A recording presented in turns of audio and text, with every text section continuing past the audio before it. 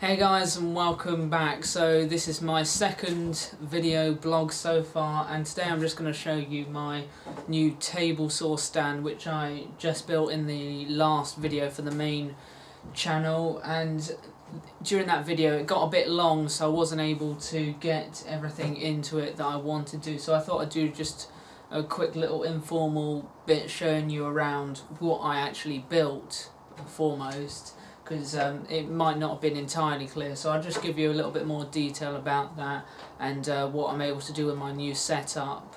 I'm also going to show briefly my new fence setup. I built a new wooden one out because the old one that came with the saw just wasn't up to much, so I'll give you a quick look at that as well. So on the 25th of August I actually took my driving test. This was my first driving test, and I actually did pass on that occasion, so I'm really happy that I can now drive. I'm a fully legalised driver, I suppose, and so I'm pretty psyched about that. You can actually just about see my first car there. There's my finger pointing at the car.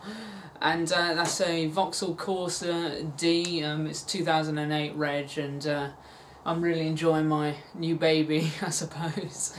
So if you're wondering what a Vauxhall Corsa is, it's actually, I think, branded as an Opel in other countries. So if you're wondering what on earth's a Vauxhall, I believe, yeah, they're called Opels in other countries. So yeah, it's a great little car, pretty low powered, hopefully get a reasonable fuel economy from it, but I can show you that in more detail in a following video blog if you're interested in that, but for now I'm just going to say that's my car just there.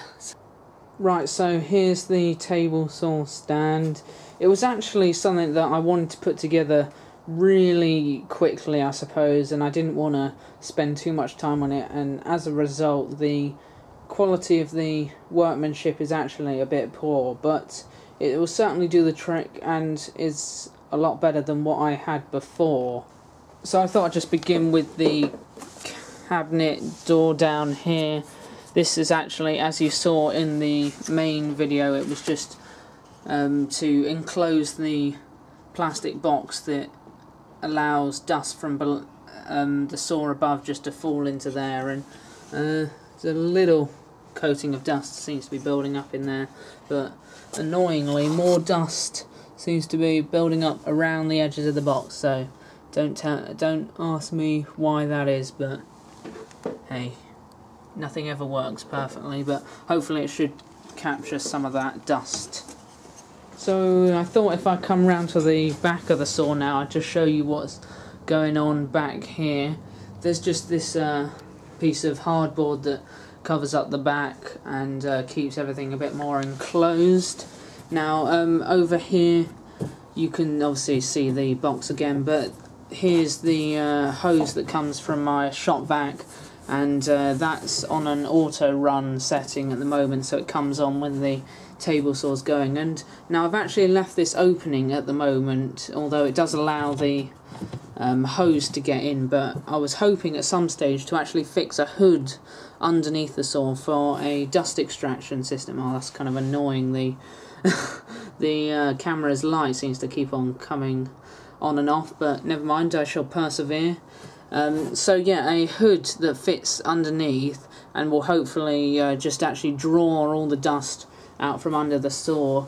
But at the moment I don't really have a extraction setup which is sufficient for that, so at the moment I'm just using the shop vac and the bucket underneath, but when the space underneath becomes available I can use that for a bit of extra storage.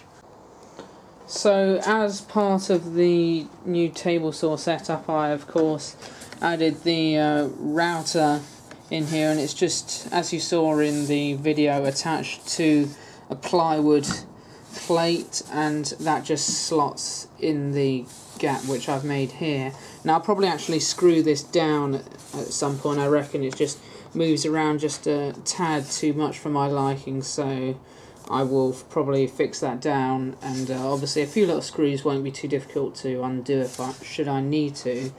Now of course here's the little insert for various sized hole plates to go in there, and that's just square, keep it nice and simple.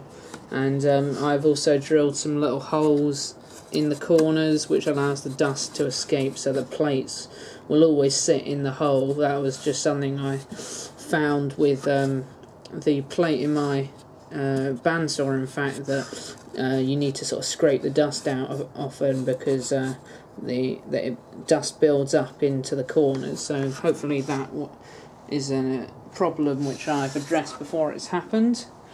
Now underneath the saw I've got the well, underneath the router part, I suppose, I've got the crank handle. I actually need to make a new one. This one's a bit sort of bodged together, I guess. Back on the dust problem, interestingly, a lot of the dust is actually coming from a very small gap between the saw and the base, just the way it's been made, and so I probably need to seal that in, because it's actually a substantial amount of dust has come from that gap there. So I'll probably just fill that in with some hot glue, I suppose. Underneath here, of course, I've got some push sticks. It's actually been useful to have them sort of easily accessible. I thought about putting a door over the front of this to enclose the router, and I may still do that, in fact, but at the moment it actually is unnecessary, because I haven't got a proper dust extraction set up for underneath the router, so it would be a bit unnecessary. But I have purchased a hood, in fact, just sitting over here, that I'll probably try and fix to the router at some point. Finally, I suppose, just look at the drawers. They're just sort of very quickly made drawers that I just sort of rebated together, and they're just nailed together, and they run all right. In fact, the drawers are a little bit wonky themselves, but just gives me a little bit of storage underneath the saw where for things that I need for the table saw and the router, so that's kind of useful. So that's about it for the stand. Very simple, basic stand, and but should be a lot more useful than the one I had prior. So here's the table saw fence which I built, and this is actually the main thing I wanted to show you today. So as a lot of you may know, the fences that actually come with a lot of table saws are absolutely awful. I don't know why this is, why they would think that such insufficient fences would be suitable for what can be quite a dangerous machine. The one I had prior to this didn't actually fix at the back, and certainly wasn't rigid enough that the back would bend out as you got towards the end of your cut, which obviously could lead it to come into the blade. So the new fence which I built, which has obviously ended up being a bit safer than the previous fence, but really just provides better cuts, cleaner cuts, because it doesn't move around, and so it's just a lot more secure. So I've just removed the fence now, and I thought I'd give you a closer look at how it works. If I turn it over, there's actually two little bearings that offer a slightly smoother ride across as I run it up and down, but that's a bit unnecessary, to be honest, but I had a bit of fun doing that when I was experimenting around. So the basis of the fence is actually set around the traditional sort of T-square style system. I couldn't actually build the conventional T-square style fence, because if you're going to do that, you need to build it out of tubular steel or something that's going to be a lot more rigid than wood is. So it really is a very simple design when it comes down to it.